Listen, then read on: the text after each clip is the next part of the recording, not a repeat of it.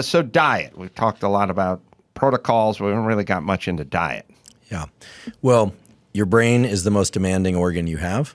There's only one exception, which is women who are lactating probably have the highest metabolic demands that they'll ever have. We always hear that pregnancy is the most metabolically demanding thing. It's lactation. But for most of us who are not lactating, the brain is consuming a ton of energy. There are a lot of different energies the brain can use. So for most people, I think, eat carbohydrates and proteins and fats, right? These people are a little more rare on social media, where it seems that you have to either be all carnivore or all vegan. But let's be honest, most people are consuming carbohydrates, fruits and starches and things, and they're consuming proteins and they're consuming fats of various kinds. If we were to just draw some basic foundational elements based on science of good nutrition, regardless of whether or not you're carnivore, vegan, omnivore, or whatever, we'll say this. The fewer highly processed foods that you can eat, the better. So whole fruit, meat, if that's your thing, fish, rice and grains require some cooking, but vegetables, basic stuff. There are beautiful data published in another one of the Apex journals, Cell, showing that people that eat a lot of packaged, highly processed, very tasty food, I'm not talking delicious, I mean very potent tastes. Sweet and salty, very, Doritos type thing. Mm-hmm. I guess I don't want to call out a brand. It's Dorito or brand. Anyway, you know what I mean. A chip that has like 9 flavors in it is supposed to taste like Thai food pizza and Mexican food all wrapped into one.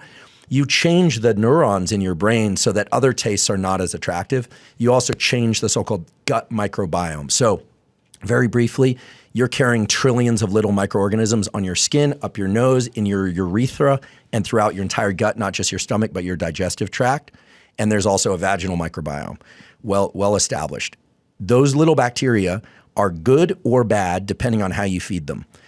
The number one thing for those bacteria, and you want the good bacteria for reasons I'll tell you in a moment, it is very clear from the data coming out of Stanford, Justin Sonnenberg's lab and others, that fermented foods, low sugar fermented foods, so your sauerkraut, your kimchi, your kombuchas, and those kinds of things are really good for the gut microbiome, and that we should all be consuming more of those. I think most people don't realize this. It drives me nuts, and I yell about it all the time. Whenever I travel, I get sauerkraut because you go to the Polish joint, and it's abundant when you travel around. There's no goddamn sauerkraut in Los Angeles. It's all Thai food, it's all Mexican food, steakhouses, Indian food. Mm-hmm. Indian food probably outnumbers Polish food, Hungarian food, German restaurants 2,000 to 1, and I can never figure it out. Like, everyone loves it.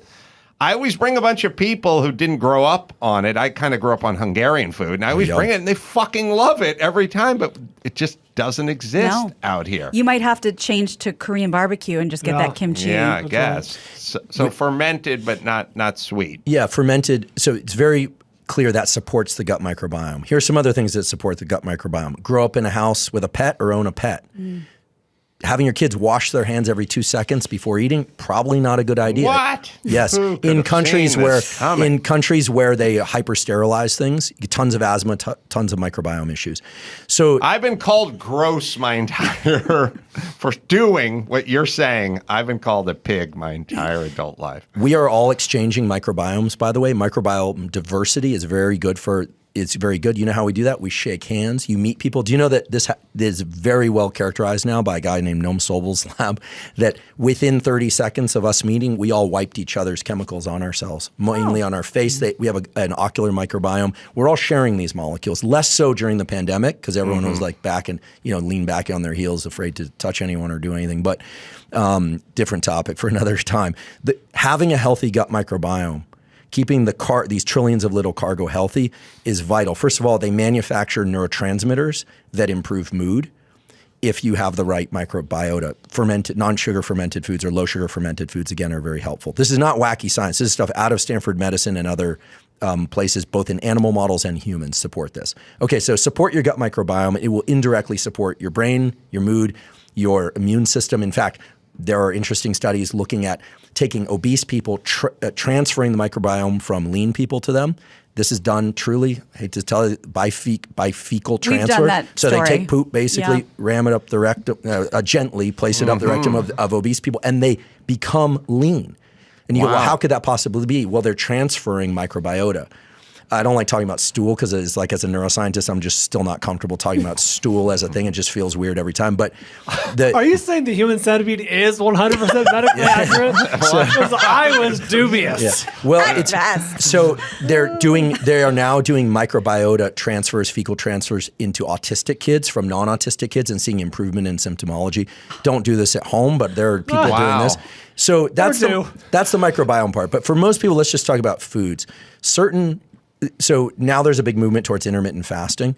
To be very clear, I don't think there's anything special about fasting for the brain and for the body, except that it's easier for many people to not eat for a certain period of time each day and maybe just rely on water and diet soft drinks, if that's your thing, or coffee or tea, than to have half a cookie or half a sandwich. Portion control is hard because as you start to eat, you get a little increase in dopamine.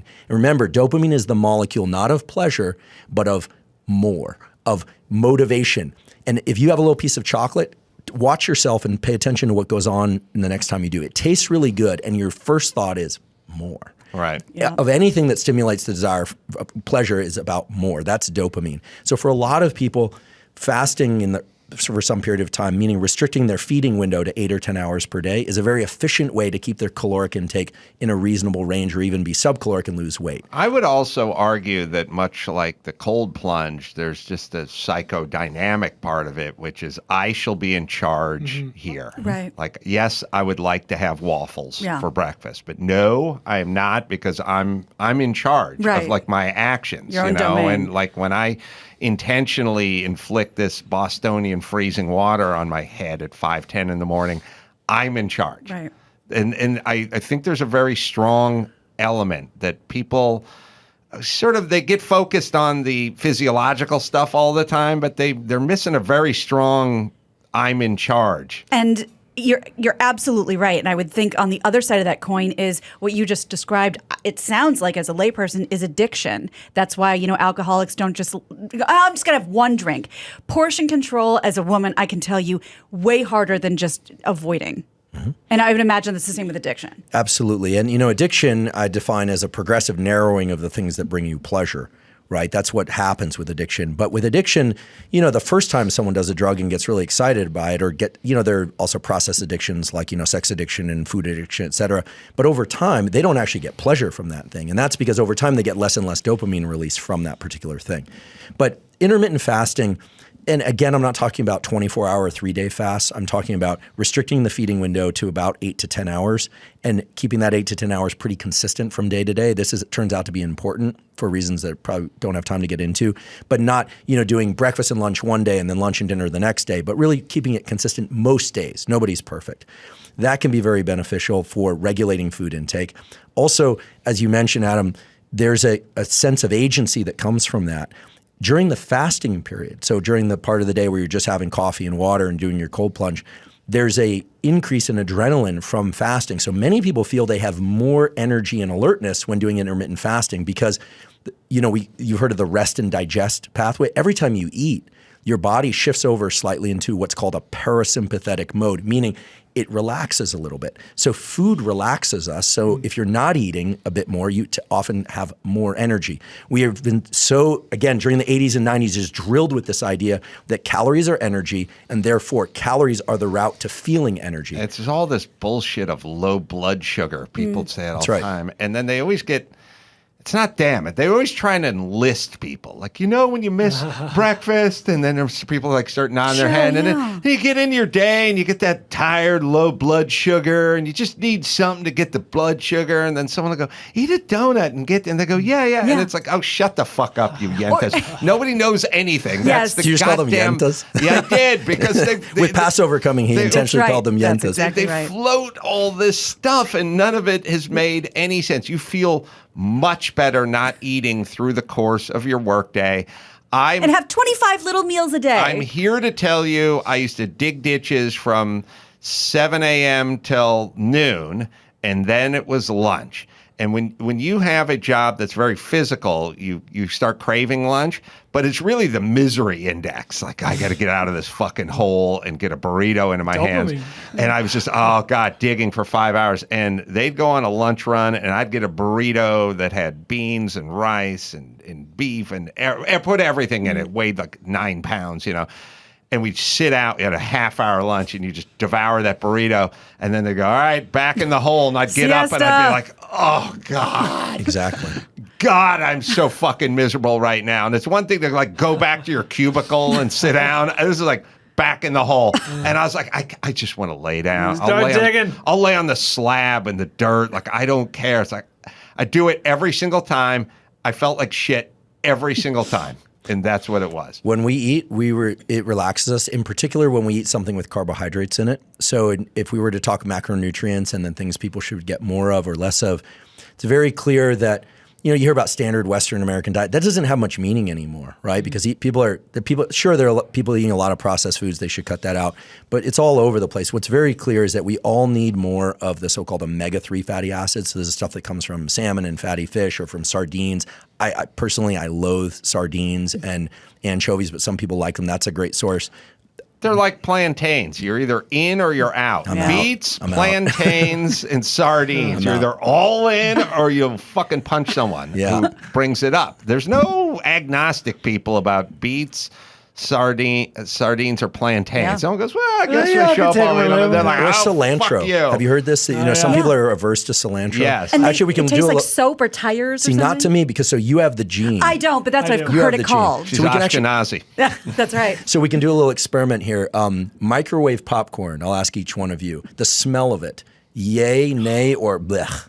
Yeah, good. Everyone Okay. likes it. Yay. 1,000 times yay. Okay. If I did that experiment in Europe, we'd find that probably 2 out of 3 would say it smells like vomit because there's a genetic variant that changes the way that they perceive the smell as coming from microwave popcorn as absolutely disgusting. So there's genetic backgrounds to these things. Cilantro is another example. The ability to smell asparagus in your urine after eating asparagus, also a genetic variant.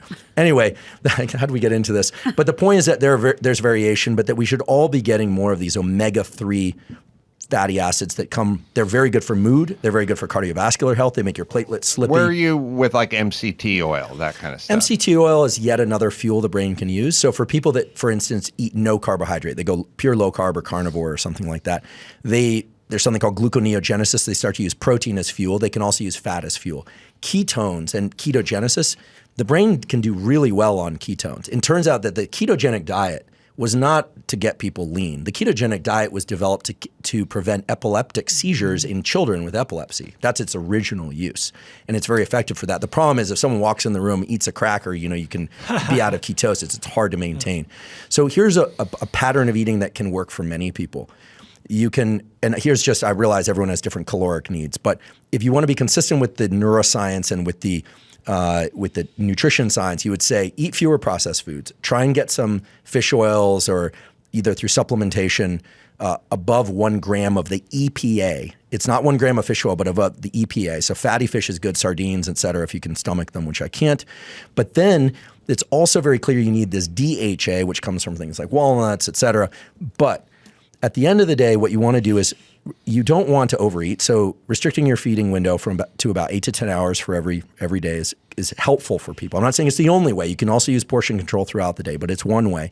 The other thing is that if you eat low carb, like if you have a lunch of meat and salad but no carbohydrate, you will find that unless you eat 2 giant ribeyes, you're going to feel more alert through the day and afternoon because you don't get the tryptophan increase from carbohydrate. But then towards sleep, maybe your dinner is pasta and less protein, and then you get the tryptophan, which is a precursor to serotonin, which is a precursor to melatonin, and you find you can sleep better. A lot of people on low carb diets have trouble sleeping because they're not making enough serotonin. They just have a lot of adrenaline. So they're like the Energizer bunny, but they're wired and tired. Whereas a lot of people who are just loading themselves down with starches, unless they have a particular genetic background that makes that the best fuel for them, or they're running marathons all the time, those people feel really lethargic, and they would do better to eat kind of proteins and vegetables and things of that sort, and maybe less carbohydrate. So just think lower carbohydrate or higher carbohydrate doesn't have to be all the time, every day. It can be at certain times of day. And the way to be most alert is, as you explained, is to not eat. You want to be really alert and agitated, or just a little bit agitated so you can focus on a deadline? Don't eat. Yeah. Now, at some point, you'll get so hungry, all you can think about is food. But we can do pretty well on limited amounts of food. So the energy that I'm referring to is not caloric energy. It's, I guess we could call it neural energy. At the end of the day, you could be really sleepy. The other day this happened to me. I woke up and I was kind of like, I don't want to get, and all of a sudden I saw a typo in one of our podcast titles on all the platforms. Mm-hmm. I'll tell you, no coffee, no calories. I was immediate alert and pinging my team. And fortunately, they fixed it quickly. That's adrenaline.